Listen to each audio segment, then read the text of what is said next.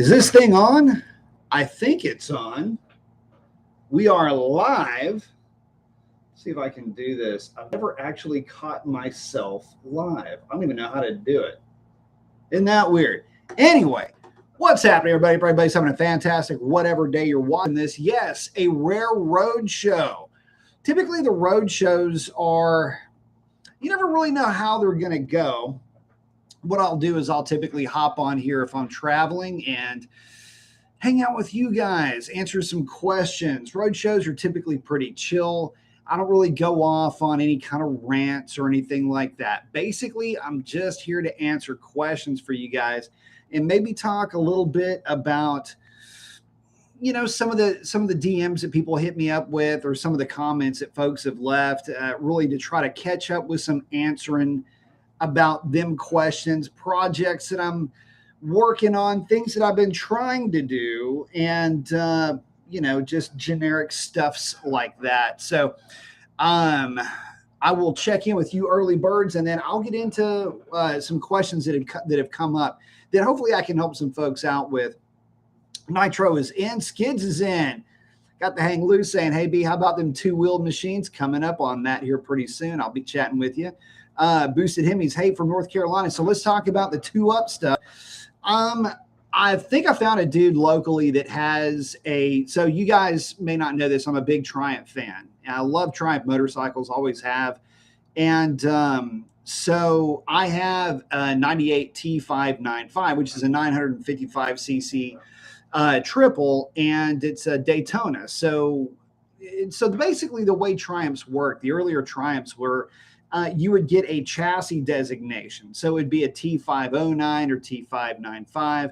And then that would also lead into, okay, it's a 955 cc triple, etc. But the way that the Brits did things was a little bit weird. Anyway, there's a speed triple, and then there's a Daytona. They're both basically the same bike. One has a fairing, one doesn't.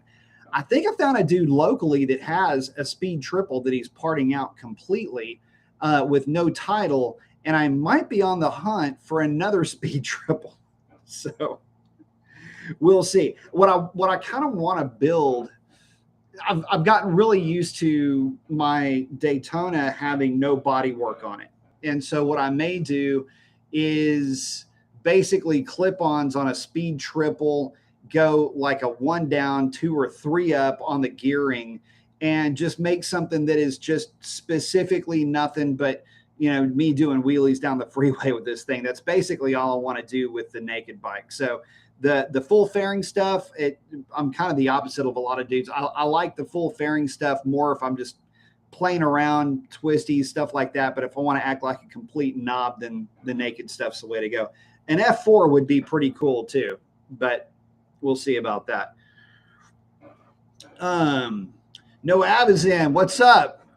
No Av made it into the club of fragging parts. So everybody, put your hands together for No Average RT, who shattered his rear end. One of many of us, my friend.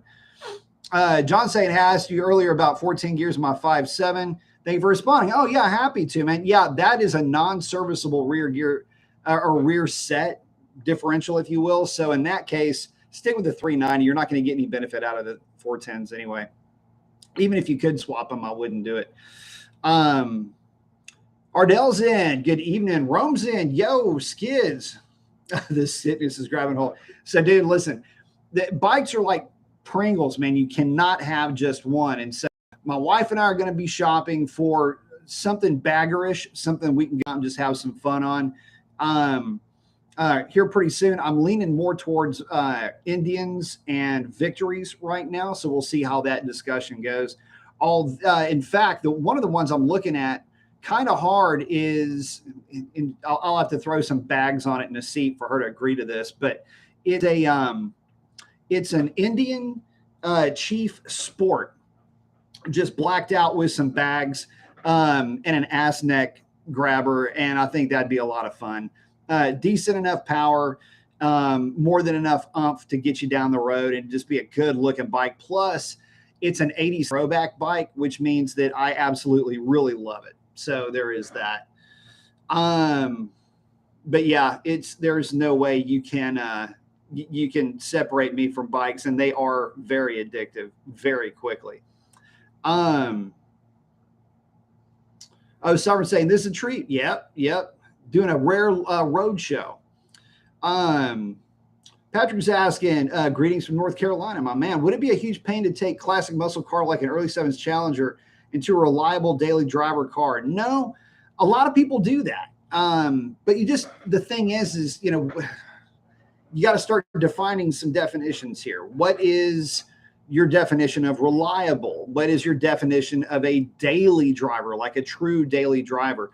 Realistically, if you've got a 70s era Challenger, either one of the frowny face, which are the ones that I like, or the earlier ones, 70, 71, just a rebuilt 340, 727 torque flight, and 273 or 308 gears would get you down the road just fine, and it would run good too. Put a set of W2 heads on it, Performer RPM air gap, 650 Demon, nothing very crazy at all. Set of coated, I'd actually run shorty headers, and then you would be good to go. I'd rock that thing everywhere. There are guys. So, and the reason why I know this is the way it is you got to remember, I spent a lot of my years, or at least a chunk of my years, in Northern California, where everybody runs classics year round. So, in fact, I'll give you an example. There was this one dude who was as old as the hills, 69 Mustang GT. So 390 non-R code, I'm sure, just regular GT.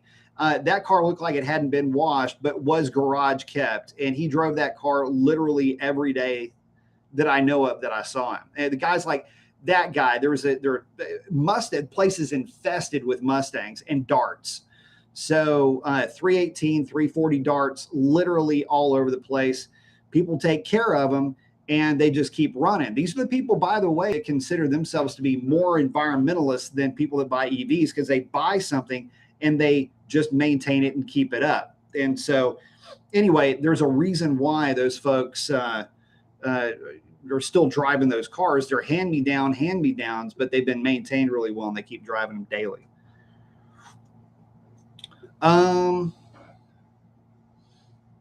Complex is in. Got the cadence. Flex with the bald guy in the shades. I like it. Oh, John saying, awesome. You got it. Kurt's on the road again. Yes, sir. Nitro saying, I heard the 3.0 IHI chargers have been released for sale. Can you recommend a power broker or a good dealer? Some in my area have no idea. So that would be something you would have to get a hold of Mopar for. I don't know of one off the top of my head. I will tell you, between the IHI and the Whipple, I would probably go IHI. Just not that you're asking. I'm just kind of giving you my opinion to this, only because I've heard some things about the 3.0 whip. So just something to keep in mind. Haven't heard anything bad about the IHI. I've actually talked to the guy that developed the 2.4, the 2.7, and the IHI and the 3.0 through IHI. Talked to him on quite a few occasions. The 3.0 IHI is a legit blower, guys. Don't sleep on it, and don't think that the Whipple's better because it's got that W. It don't matter. I'm telling you. The IHI is very, very potent and on par at least with that Whipple. I was scared to say I was typing Sport Chief when you said it. That's a killer bike. Demoed wanted. So tell me about it. So do you like it? I haven't ridden any of the Indians yet, but just from what I've seen, and I've talked to a couple of people, but not a ton. I'm really more of a fit guy when it comes to bikes. It's just if I mount this thing, do I fit on the thing? And I typically fit Hondas fairly well, sport bike wise. Suzuki's fit me like a glove. Yami's fit me like a glove, and Cowies are basically meant for me. But the Triumphs, it's like a tailor-made, at least with the T595, it's like a tailor-made suit.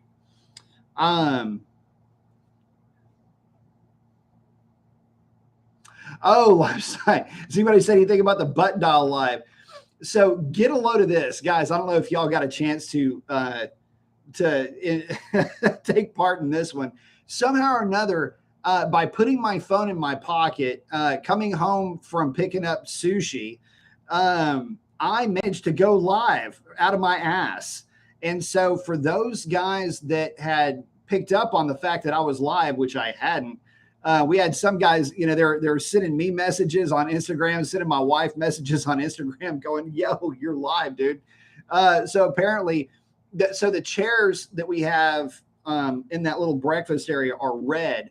And so the phone was just upside down. So I guess you guys heard me come in, talk to the dog, say hey to my wife, heard her and I like just kind of goofing off, playing with each other. And then I set the phone down, and I guess y'all couldn't hear what was going on after that. So that was pretty funny. As Sovereign said, B, you're live. That's pretty funny. Yeah, that was good stuff. Let's see. But yeah, that was actually pretty funny. So I was going, damn, what did we say? I was just wondering, like, how far deep did we get into this? And what's weird too. So I'm looking at my phone, right? So I'm looking at, because I went live off of my phone. I'm looking at it going, how did this thing go live? I'm looking at it and I killed it. And I didn't actually even mean to kill it. I was going to go, oh shit, we're live, you know, and start doing that kind of stuff. So anyway, that'll happen. Let's see. Let me get back with you guys.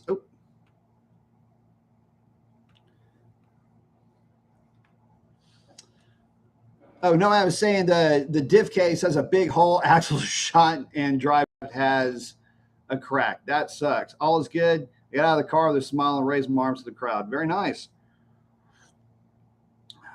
I would definitely go 309 in that car. They're cheap enough nowadays. Just go ahead and swap it in there. Throw in some axles and you'll be set. John saying maybe Scout Bobber, maybe. The thing is I just really like the Chief Sport because it's just so perfectly 80s to me. Someone saying, hey folks, welcome to the live stream. Smash the like button. Thumbs up. Base, what are you doing in vacation? Oh, you're on in Maine on vacation. You know, my wife and I were just talking about going to Maine. Where I'm saying, update on my stolen scat. Lock that RF hub. Yes. Waiting on dash, radio bezel, and passenger door panel. That sucks. Yeah. So guys, listen. You guys out there with the scats, rid yourself of the issue. I was right when skids popped up. I've ridden the Softail, so I just Ron Burgundy that. I almost said Ron Jeremy that. Dude, what's in this coffee? Get the RF hub bricked. If you've got a Scat or a Hellcat, consider that part of the cost of ownership. It's cheap to do. Get you an extra key made. Get you your fobs. You're going to need, or your fobs. Get you your Faraday pouches. And store those keys in Faraday pouches and have your RF hub lock. Get your Destroyer 1320 neutral switch lockouts. And if you've got a tune, he's my uncle. If you've got a tune, get your, I'm kidding, by the way. If you've got a tune, adjust your valet mode. And this is one of those things where I wish there was something I could just do to, like, everybody could just tune their own stuff and I could teach you how to do this. But in my tune, when I put my car into valet mode, if you barely touch the throttle, the car basically dies. Like, it just it starts to stumble. It doesn't want to run. So in my car with the Destroyer 1320 lockout, no, he's not. It's a joke. With the John Holmes, if you have the lockout, the RF hub locked, you're diligent enough with your key fob in a pouch to where it becomes second nature. Don't just think that you're okay doing it every once in a while. Treat it like it's second nature, and believe me, you get there real quick. It's just like putting a seatbelt on. That's really going to be some of the things that'll keep your car yours. And it's I'm not going to say it's inexpensive to do the RF hub bricking. That is kind of expensive, but it's well worth it from the standpoint that they just can't steal your car that easily. So that's the main thing. But so yeah, that's the. Let me look at Skid said, I've ridden the Softail Lowrider S and Indian Sport Chief. The Sport Chief needs aftermarket grips, but it fit me a hair better. The HD sound though, yeah, I'm 5'11", fit me great. You and I are about the same height. My thing with Harley is that they always fit well. So there's that.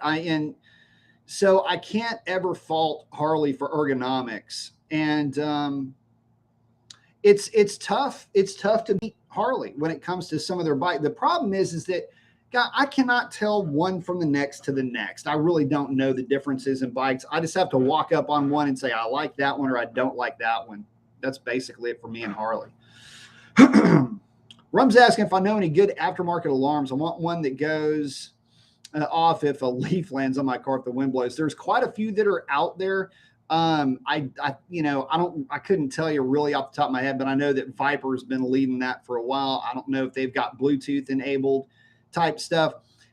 Some of the better ones are keypad, key coded. You've got to have like two layers of like programming to get in and out of the car. It seems like with some of these, to be honest with you though, here's the deal. If you know the old saying, if somebody wants it bad enough, they're going to be able to fetch it. So, take whatever measures you have with a grain of salt, and also keep in mind your car's insured. I know none of us want to think this way, but listen, everything that you're doing to keep your car from getting stolen is just saving your insurance money or saving your insurance company money.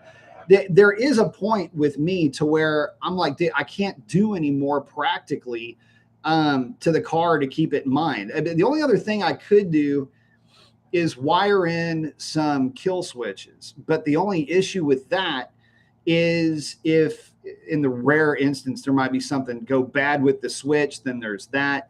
I don't have to worry about warranty, but if you guys have warranty, then wiring in a kill switch could potentially void a warranty if you have an electrical system issue later on down the line. That could be a thing.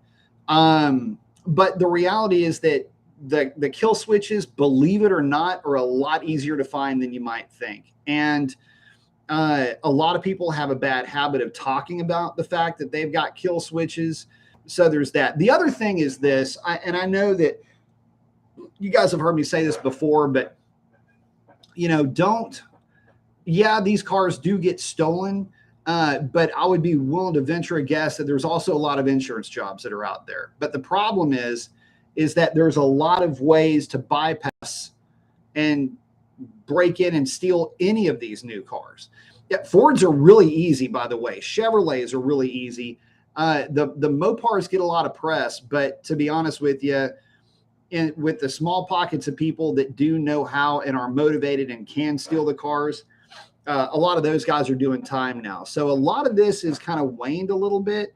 But just know that you're very much in a club with a very diverse group of folks. In other words, Chevrolet, Dodge, anything from Ford is all very easy to steal as well. So in other words, I guess the point I'm making here is any advice for the Mopars works for any of your cars that work off of a RFID thing.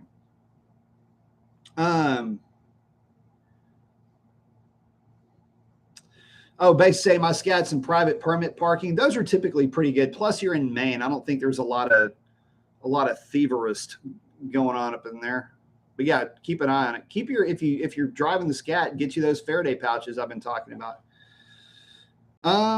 X is saying, just thought about the topic of Dodge and performance parts for the NA crowd. So Dodge has had scat pack upgrades for the 5.7. Why not package 5.7 cars like that from the factory? A lot of people were asking that. I was asking that early on. Why don't they have active intake runners and 392 cams as a 5.7 upgrade?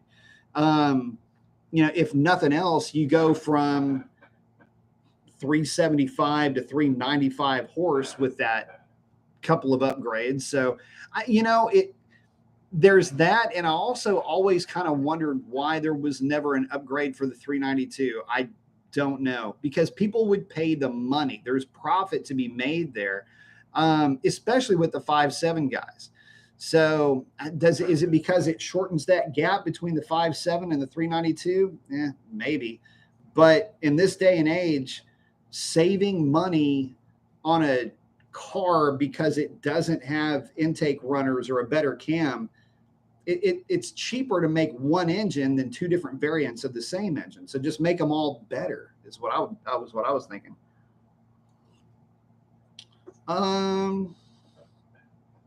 This kid's saying, gotta go check on my ride.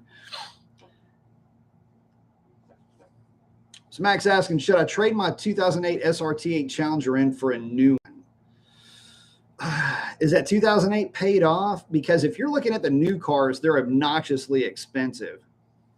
So I don't know, man. That's going to be a question you got to ask your financial advisor, man. I couldn't tell you. X is saying, and also if mods won't pass emissions, why not sell the parts as off-road? People get in trouble for that. They were selling them as off-road, but with a wink and a nod. Just like the roll cage you can buy from Dodge for the 170, they could make it lots of NA parts for off-road use. Yeah, the man has been coming down on that a little bit, and that's something that's kind of weird because most of the time the guys that are buying the parts and doing the work and all of that for for performance modifications, typically these are some of the guys that spend the most time keeping their car more efficient than a lot of the general population. So to sell them as, I mean, really any modification to an emission controlled vehicle internally is going to be considered technically illegal. So it's got to get an EO, which is the executive order. And there's a lot of stuff you can do that would make them pass. Back in the day when it was just a sniffer test, you had all kinds of cars running around. They were running catalytic converters and smog pumps, and you can make any of those things pass.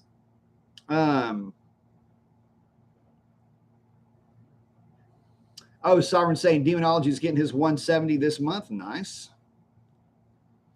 I tell you what, speaking of the 170, it kind of sort of fantails into a little bit of a discussion that I was going to put a video together for, and, a lot of times it just kind of gets weird because I'll try to put together a video and it just doesn't ever come together. So this is basically where this video is at. And it goes something like this. It's, is the muscle car now going out of fashion? Or is there a move away from muscle car, Hellcat, Challengers, Chargers, 392s, 57s, sorta ish, but not so much the 5.7. There's a power to weight ratio that I think guys are starting to get a little bit. It's kind of playing itself out. I've said this before when I've talked about the Hellcat variants. I used to catch a lot of flack from Hellcat owners. For one reason, I used to snipe them on the street and make them sad with Shalandra, which was a stock cam 392 that would damn near run 10s. But one of the things that bothered a lot of folks is that I said, look, this is going to get old real quick. That's something that I said in a video a long, it's before I was even working at Pikes.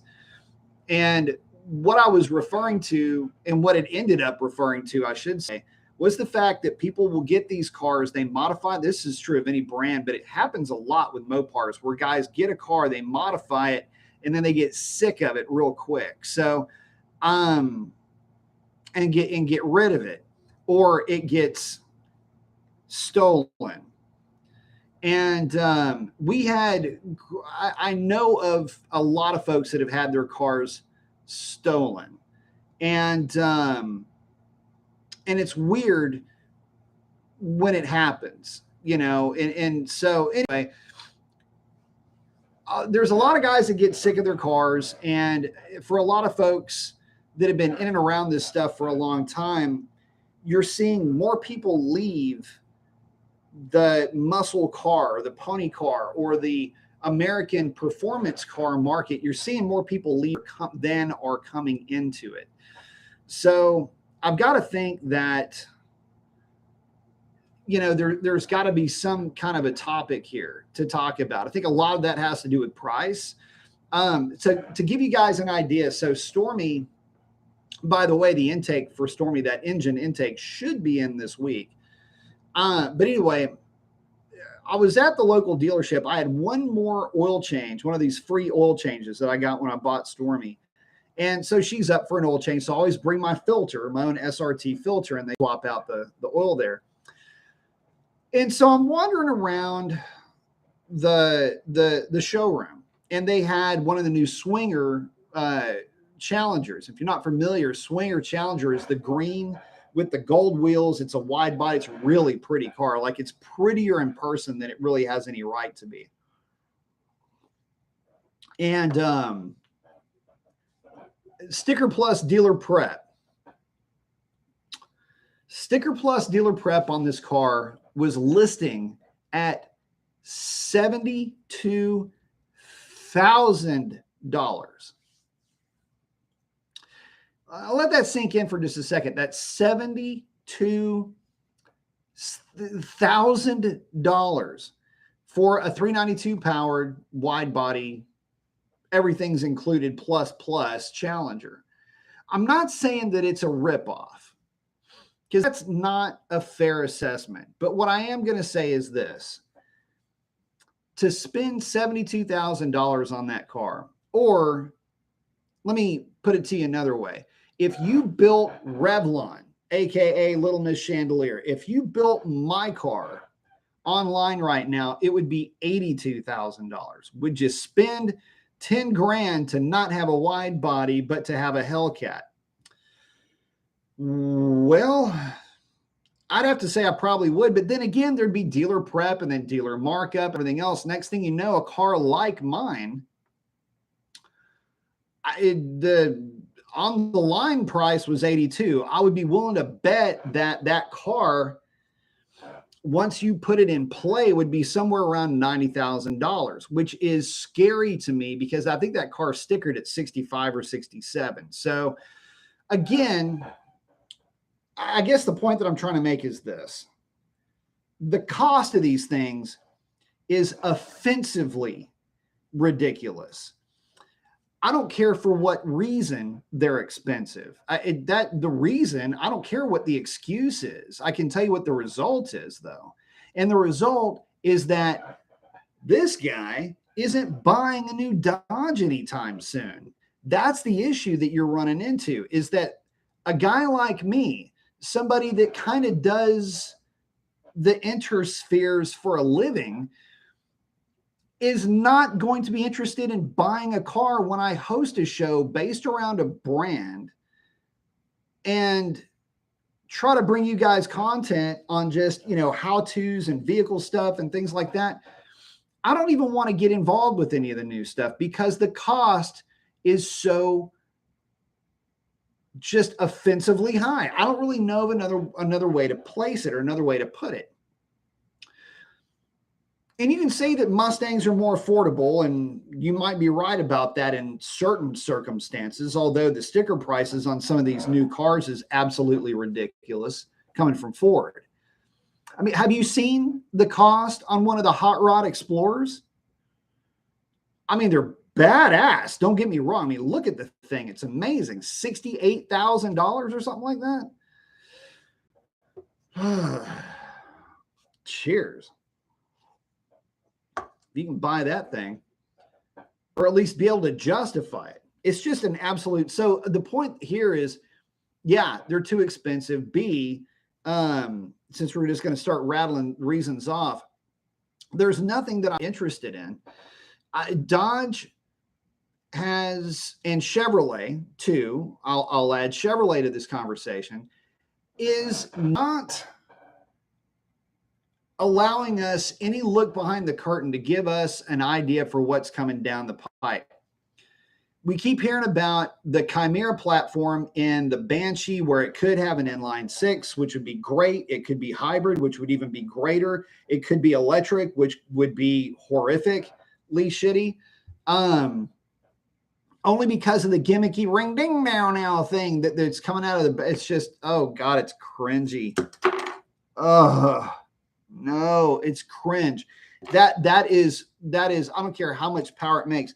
And by the way, here's where the flock of problems for me really starts to drum up. There is no Conquest or Starion. Well, full stop. There is no Conquest or Starion coming that we know of. They're not letting us know anything about what the Banshee is even going to stand for, which is a big problem for a lot of people. And a lot of people don't like EVs because, yes, when they blow up spectacularly, and they take everything with them when they go. So bad idea, bad execution all the way around. So there's that. Those are my feelings towards Dodge, but Chevrolets can get some of this too.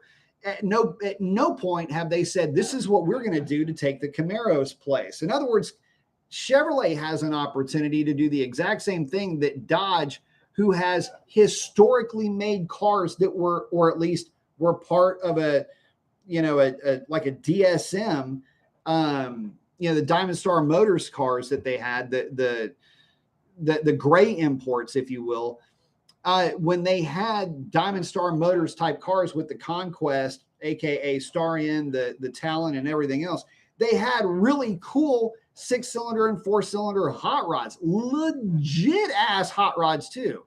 I mean, I remember Starions running with Mustangs like in lockstep, no problem. Boost up a Starion, boost up a Mustang, they would still run in lockstep. They were awesome cars. Talons were hurting feelings in a rough way over off of Westheimer out here in H-Town on the street. I'm telling you, they're all-wheel drive 4-cylinder turbo making a bunch of power back in the day. It was just this beautiful thing. There's a pedigree of 6-cylinder hot rods that came out of the United States. Don't forget, Pontiac Motor Division, PMD, had their overhead cam inline 6 that they were running, which, believe it or not, was a hot little setup, although not V8 hot, but I mean, dude, it was a hot rod 6-cylinder. The Aussies have had the 6-cylinder Hemi.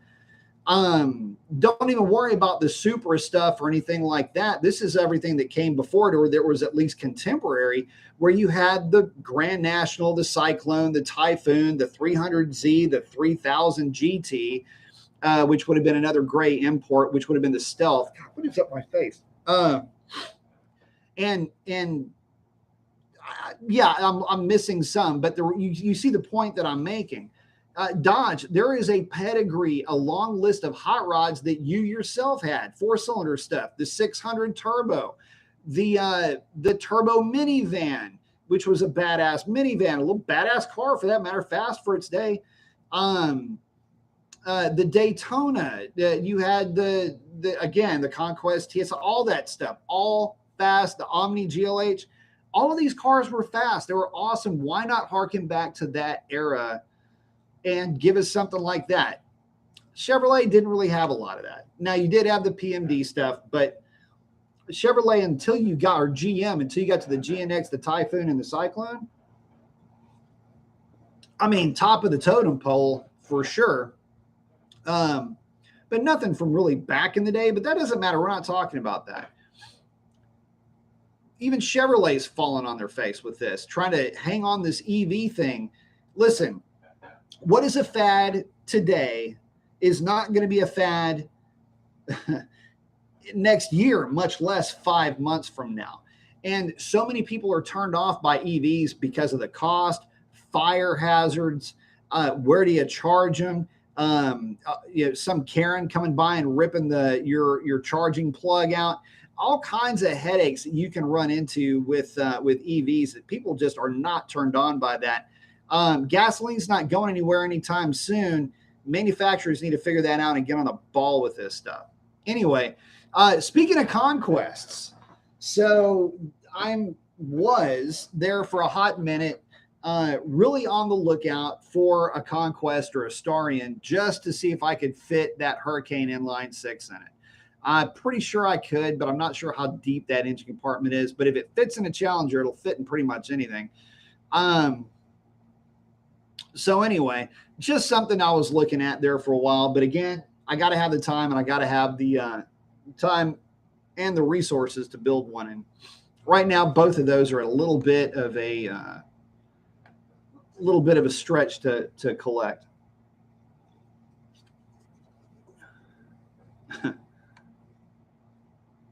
Hang on, let me switch back up here.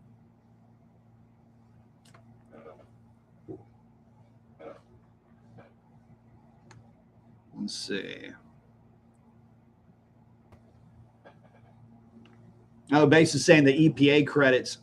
Well, the thing is, yeah, but if you can change to an inline six that is sexy, it doesn't always have to be a V8. There's ways to get there with the inline six that in a lot of ways are even sexier than the V8, or at least are on par.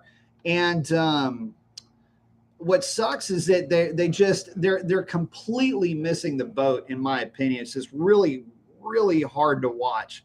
As a brand fan, and as somebody who really does love Mopar, what the products that they made and everything about them, it's a really cool brand, but they've got a winner here. I just don't understand why they're not jumping on it. It's just, I don't know. It's just kind of weird.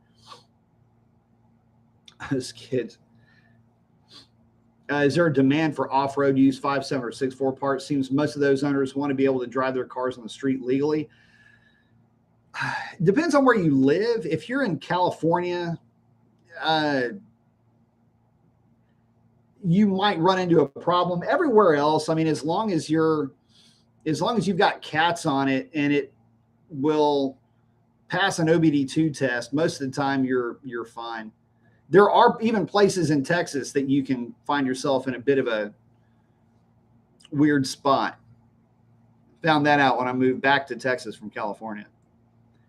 But as far as, is there a demand for them? It's waning.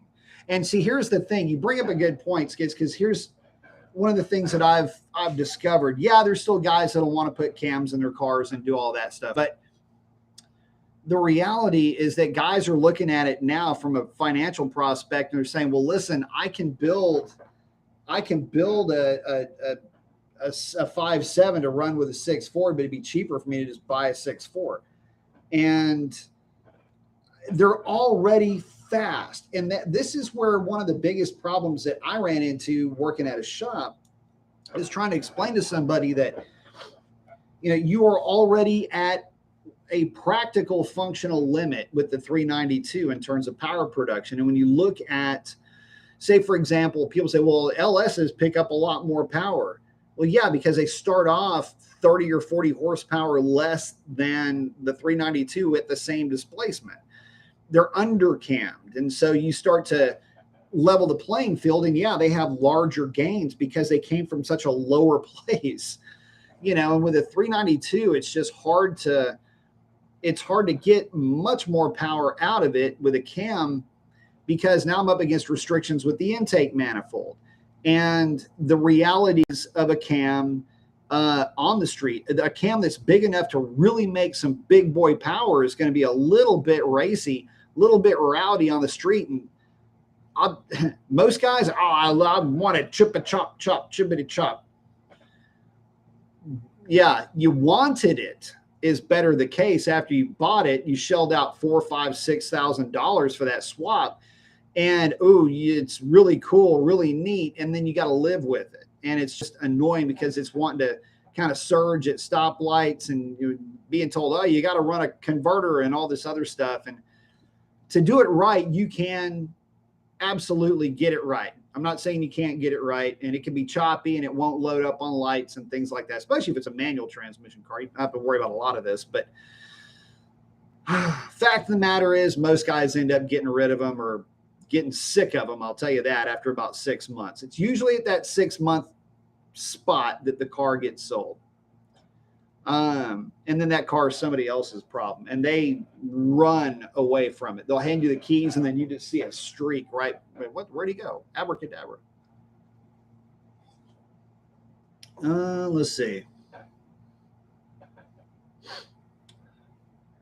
Oh, Rome's hanging with Smack. Let's see. Oh, base saying, I don't know it's even going to be available in 5 or 6 years, inline sixes and EVs. You can make them fast, and you can make V8s. V8s are efficient. That's the other thing. There's a false efficiency with small engines and boost. The second you tip into those things to try to make any power outside of what is in essence 30 or 50 horsepower at cruise, they immediately go into power enrichment mode. Once that 6-cylinder hits about 8 or 9 pounds of boost, trust me, it's going to start throwing fuel at it.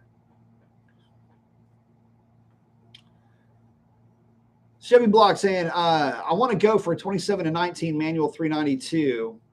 Best places to look for a good one that hasn't been absolutely raped. Meet somebody. Forum sites are a good place to look. But if you're using those types of terms, I'll put it to you like this. It's hard to find a good one. That's a legit real thing. Let's see. Ahmed saying, I have a 2012 Charger 6.4 SRT, heard a knocking noise. Open engine crankshaft has a cracked slight, and bearing was bad on that part. 2012 has a different part number from 13 plus for crankshaft. I think it's a reluctor wheel for a crankshaft position sensor. It's the only thing I can think of because bores and strokes and all that are all the same.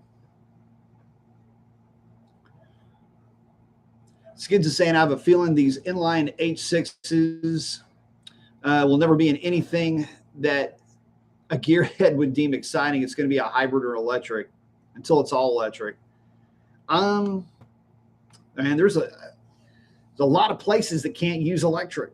That's the thing, that the infrastructure just isn't really there for homes, things like that. So something to consider when we're talking about all electric, but I think you might be right. And what really sucks is that inline 6 is tailor-made for somebody to get in there and play with it. If you haven't had a chance to see one, on the driver's side of that engine is where the turbos are, and it's got the electronic wastegates, like right there. And so I was looking at that. Both turbos are just sitting right there. It's really a sweet setup.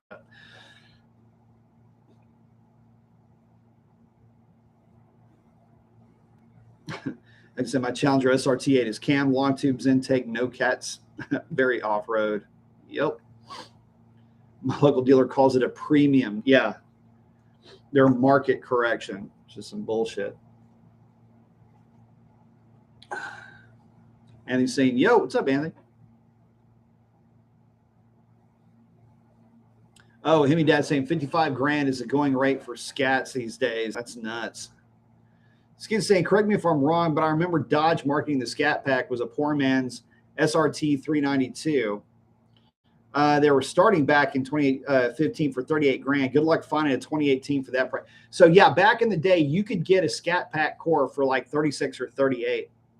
And I had an SRT 392, which is basically the Grand Sport version, if you're into vets, of the Challenger. I really like that car a lot.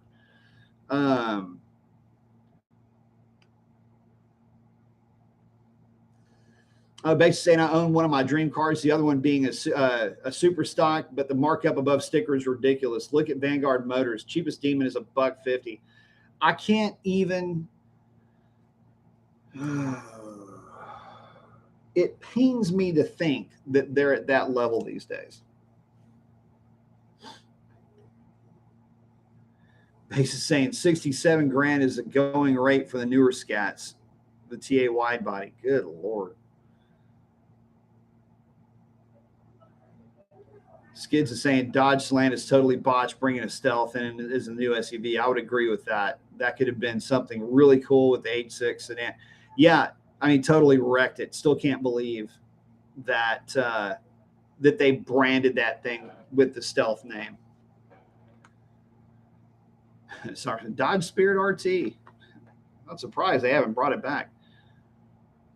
Skids saying I had the Plymouth Turismo 1987, I believe. It was not fast, but it was fun. A lot of the cars from the 80s weren't technically by today's standard fast at all, but they were a boatload of fun. Ken saying I remember a friend of his had a Daytona Turbo in the 80s. It was fast for its time, but it sounded like a vacuum cleaner. Oh, hell yeah. It's saying the shakedown has the most appropriate name. That's what they're doing to consumers these days. Real talk. Chevy Block saying, don't live in Dallas or Houston if you want to modify a car. Emissions is psycho. Almost everywhere else, safety only, and they register the vehicles safety only counties. The good thing about Houston or Dallas or Houston is that it's still, Tarrant County, Hayes County. That there's still, or not Hayes County. Sorry, Harris County. You're still living in areas where, as long as you can pass an OBD2, you're good. Austin is pretty strict on a few things, but for the most part, if it's OBD2, you can pretty much get away with like the normal stuff, and not totally crazy stuff, but Hellcat stuff, you can get away with pretty much anything. But the reality is that when you're looking at what other places are having you do, where you have to, if nothing else, I mean, you can have an aftermarket tune, but it has to be, you have to have you can have had an aftermarket tune, but you have to come into your MOT with a stock tune functioning with no faults. Bunch of weird stuff. I still don't get how, like, they think they're getting ahead of something, but in reality, they're just making people that know how to adjust certain parameters adjust them when they didn't have to before.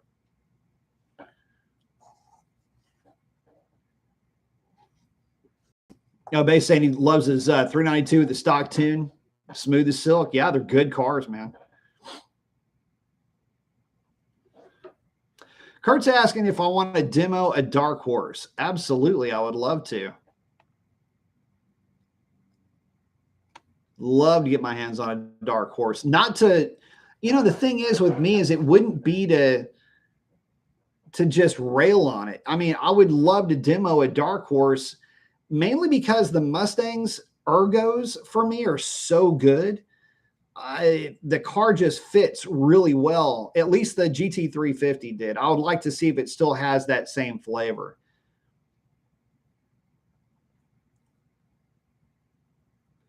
Base saying dead hook. Yes.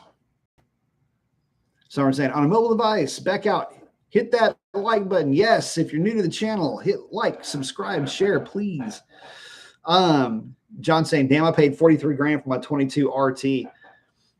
That's actually not a bad price for that car. This kid's is saying, killing it as usual, brother. Hit that like, fellas. Oh, and Dark Horse has a new tech. And listen, by the way, the new Mustang GT ain't no punk, guys. Depending on the dyno, it's putting down identical horsepower numbers to any of the 392 variants, either 408 on like a Mustang dyno or 420-ish on a dyno jet, or on a stingy dyno jet or a relatively friendly Mustang dyno. So, eddy current dyno. They're putting down some numbers, guys, for sure. So but it's like this. It is with the 10-speed auto. This chair is the loudest. Are y'all hearing that? What the hell? That car is legit quick. It's legit fast.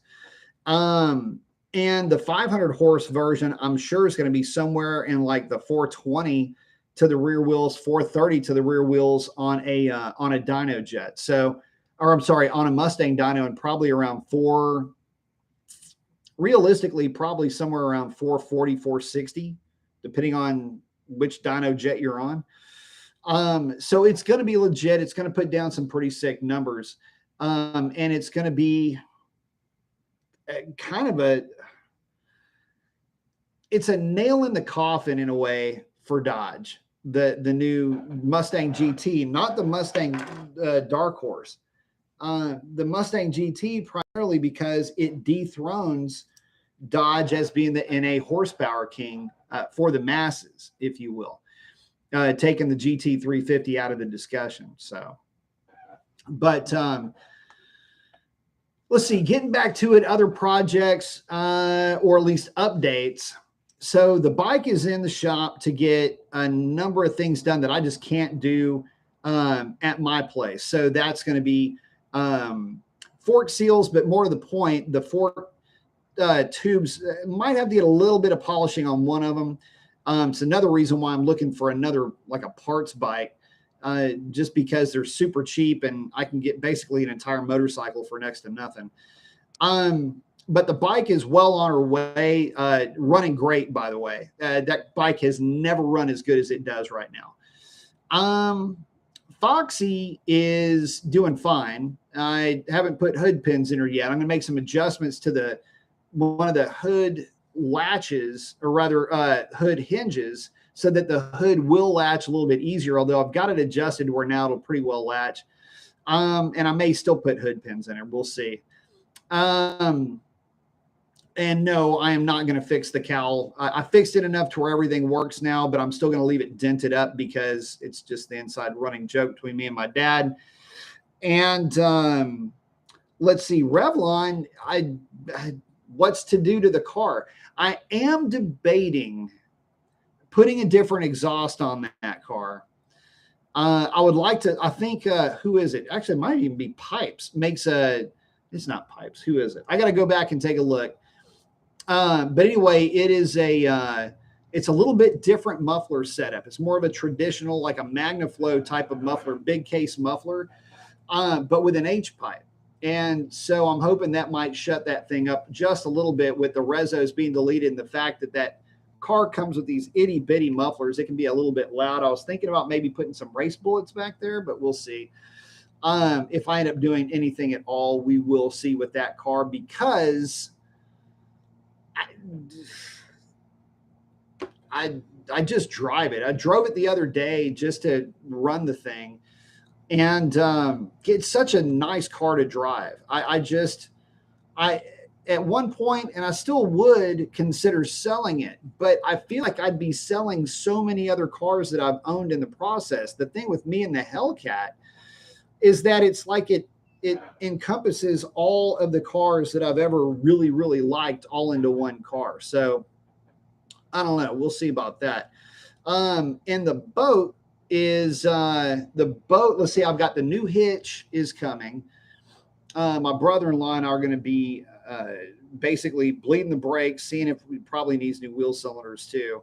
New wheels and tires are coming for it because we had an unexpected rapid decompression of two of the tires. Basically, they blew themselves completely apart, but they're well over 20 years old, and I didn't think that they would even hold air. So there's that. Again, if you guys saw the prime video where I primed it, the engine took a prime really quickly, but it does need a different 3-wire distributor. So we're going to have to swap that out. And then what else? Not sure if I've told y'all this story yet, but had a little instance with Sierra. So I had gone to start the truck. The truck hadn't been running a while. And so I went to fire the thing up and backed it out of the garage and just had it idling and thought, man, what is that? Why does it smell like gas? It's kind of weird. It faintly smelled like gas. Like, that doesn't make any, this truck doesn't have any leaks. So I hop out of the truck, and it's just kind of sitting there idling, doing its thing. Pop open the hood, and it is pissing gasoline right onto the passenger side header.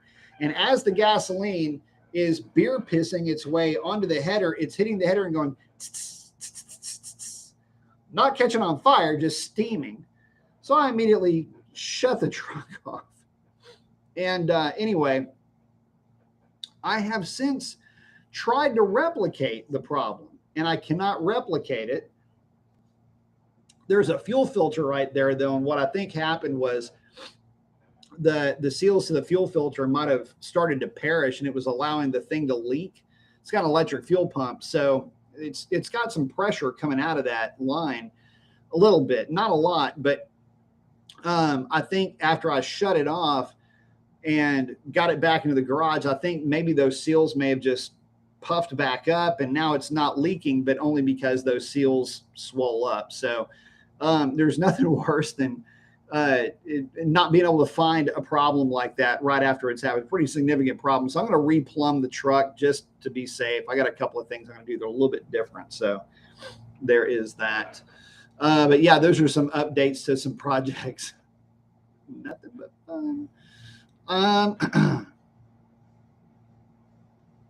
Let's see.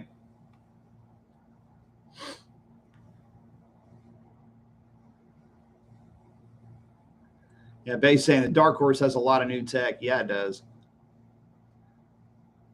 I was saying, how tall of a tire in inches can I put on a Challenger before I need to get a trans tune? Can I adjust tire heights on my handheld tuner? You can, and it'll treat it just like it's got a different gear ratio. But here's the thing. You may run into an issue with tire height, mainly because your mile an hour will be different front to rear. So I would say I wouldn't go any more than about 2 or 3% difference. I'd probably stick around that 2% difference in height. That's usually a pretty fair, safe place. And to answer the question, it probably 30 inches, probably as high as I think you could get away with a stock front. So he's saying his old shop I worked out in Montgomery County had a sister shop that busted 4 inspectors for passing faulty vehicles, 3 served prison time, 1 got on probation. The sister shop was in Harris. Yeah, it used to be you could they would bust you pretty quickly for that kind of stuff.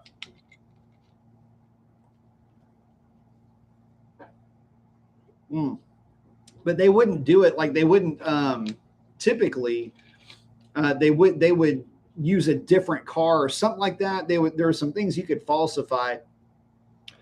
Nowadays, it's just a lot easier to have a car that passes. I mean, all of my stuff will pass. So that's the easier part of, knowing how to do your own tuning and working on your own stuff, or working on a lot of your own stuff, I should say. John saying GTD.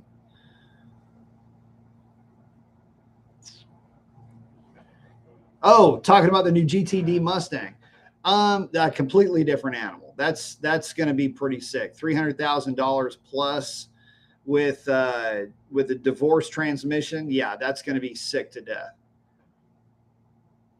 Someone saying Mustangs are looking good right now. Yeah. They saying be cool to see some more Foxy content. It's coming once it cools off. Take Foxy back out. Yep.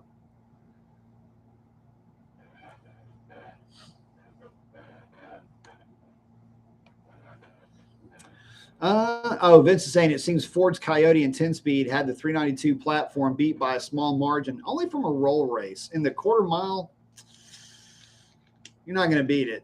At least I never lost to one. Well, I'll take it back. I may have lost to one. Mod for mod, anyway. But it's been hard for Ford to challenge the 1320 as the NA King. It is.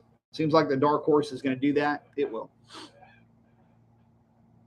Siren saying, Hellcat is you. Keep it till the wheels fall off. I probably will. Albert saying, since you're not chasing a number anymore, throw a Flowmaster on there with an H-pipe. I can tell you it would sound good, but it would kill a chunk of power. Base saying he feels too attached to his hell raising. I understand that completely. But with that, guys, I'm going to go ahead and get it wrapped up. Just want to give y'all an update on what all is going on project-wise. What all's happening, like I say, as far as what I can see in terms of trucks and cars and things like that. So Stormy update should have the intake maybe this week. We'll see. And if I do, you'll be seeing some install video and some data logging with that coming. Shalandra, Chandelier is gone. Chandelier, I need to fix a dent / big O scratch that I cannot believe I garage rashed that car. Dropped a brake tool on it and gacked up one of the fenders pretty good. So I'll have to fix that. Let's see. Again, Mustang is just driving it. It's really checking everything. I got to data log it. The problem with Fox Body and any older car is that gauges can show voltages and temperatures that maybe aren't exactly real. So I need to validate some of that. So that'll be coming soon. And then the fix for Stormy, I'm sorry, the fix for Sierra is going to be coming in the form of me just replumbing that fuel system. And any other Stormy updates, I'm getting ahead and behind myself, are really going to be few and far between, because the truck's going to be pretty much a wrap, although I'll probably will do a tonneau cover install for you guys just so you can see how that's done. And then motorcycle stuff, I won't really be able to do anything until I get it back. So we will see how that goes. I'm looking forward to getting that thing back on the street. It's been really fun reconnecting with that bike. Love it to death. So anyway, with that, guys, I got to break out of here. Y'all have a great one. Get out there and do something cool for somebody. Chances are they need it way worse than you know. And with that, we'll catch y'all on the next one. Late.